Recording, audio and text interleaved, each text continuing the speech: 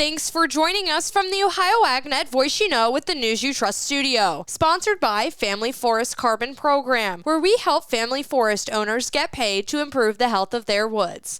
I am Allison Kinney. In agricultural headlines today, a state appeals court in Missouri on May 27th affirmed a trials court $661 million product liability judgment in favor of 4 plaintiffs who allegedly Bayer's active ingredient glyphosate caused their non-Hodgkin's lymphoma. On November 17th, 2023, a jury in the Circuit Court of Cole County found Monsanto, now owned by Bayer, liable on claims of strict liability for design defect of Roundup, strict liability for failure to warn, and negligence in the cases of California resident Daniel Anderson, Jimmy Drager, and Brenda Drager from Missouri, and the New York resident Valerie Gunther. The 3-judge panel of the Missouri Court of Appeals Western District rejected all 7 points of appeal filed by Bayer, calling out the company for its handling of glyphosate. Monsanto's awareness of studies demonstrating the possibility of a causal relationship between glyphosate and cancer, particularly non-Hodgkin's lymphoma, and then its decision to double down on its defense of Roundup in lieu of changing the product's formulation and adding a new warning label demonstrates at best Monsanto's indifference to or reckless disregard of the health of its customers, the court said. Given the reprehensibility of Monsanto's conduct as well as the goal to detour Monsanto from continue its strategy of pursuing profit at the expense of the health of Roundup users, to a 9-to-1 ratio of punitive damages to compensatory damages as appropriate. Bayer said it disagrees with the court's ruling to not remit damages or remand the case for a new trial. We continue to believe that the trial court committed significant errors by allowing inadmissible and prejudicial testimony into the courtroom, which poisoned the jury against the company said. Bayer offered several points on appeal, including the company's claim that the trial company erred in following expert testimony about other courts' opinions, which the company argues are inadmissible in Missouri. In addition, Bayer argued the trial court erred in following disclosed expert testimony on glyphosate exposure calculations by allowing billed medical expenses to figure into the final award. Bayer also argued that the Federal Insecticide, Fungicide, and Rodenticide Act in product labeling preempts state failure to warn laws. Bayer told that the errors committed at trial resulted in an unconstitutionally executive punitive damages award. Even after the verdict was reduced, the ratio of punitive to compensatory damages is 9-to-1, which we believe is excessive and unconstitutional, the company said. In the majority of other cases which went to trial in Missouri, judges properly excluded inadmissible evidence, leading to the positive outcomes for the company. Bayer said a favorable ruling by the U.S. Supreme Court would largely curtail this litigation. The company said it would continue to defend its product in court. Matthew Stubbs, managing partner at Duncan Stubbs, who represented the 4 plaintiffs in Cole County,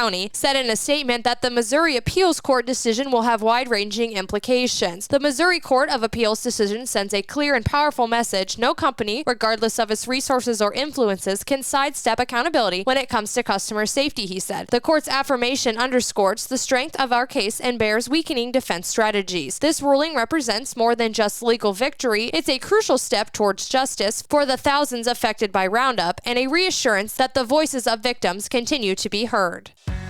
Here's the scoop. Soybeans are fueling Ohio's dairy farms, 1 glass of milk at a time.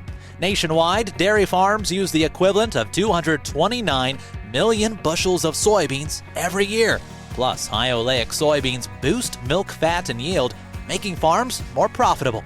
From the fields to your fridge, soybeans power the farms that feed families. Brought to you by Ohio soybean farmers and their checkoff.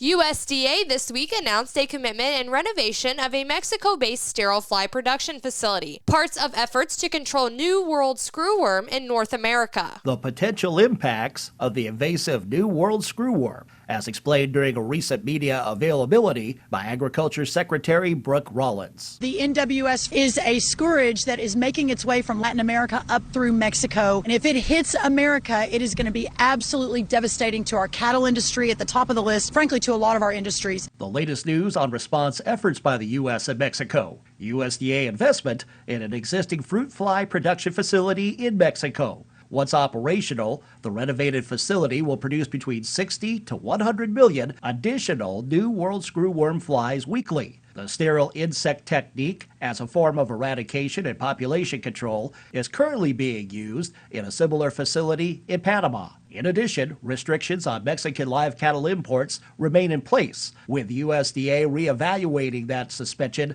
on a 30-day basis. I'm Rod Bain reporting for the U.S. Department of Agriculture in Washington, D.C. This market report is brought to you by Seed Consultants, Simply Better Performance. Online at seedconsultants.com. July corn down 3 even at 444. December corn down 2 3/4 at 438 1/2. July soybeans down 10 even at 1041 3/4. November soybeans down 10 1/2 at 1026 3/4. July wheat with no change today at 534. September wheat down 1/2 at 548 1/4. June live cattle down 5 cents at 215.47. August live cattle down 72 cents at 209.35. June lean hogs up $1.30 at 101.32. July lean hogs up $1.95 at 104.92. And September feeder cattle down $1.15 at 297.70. This is the Ohio AgNet.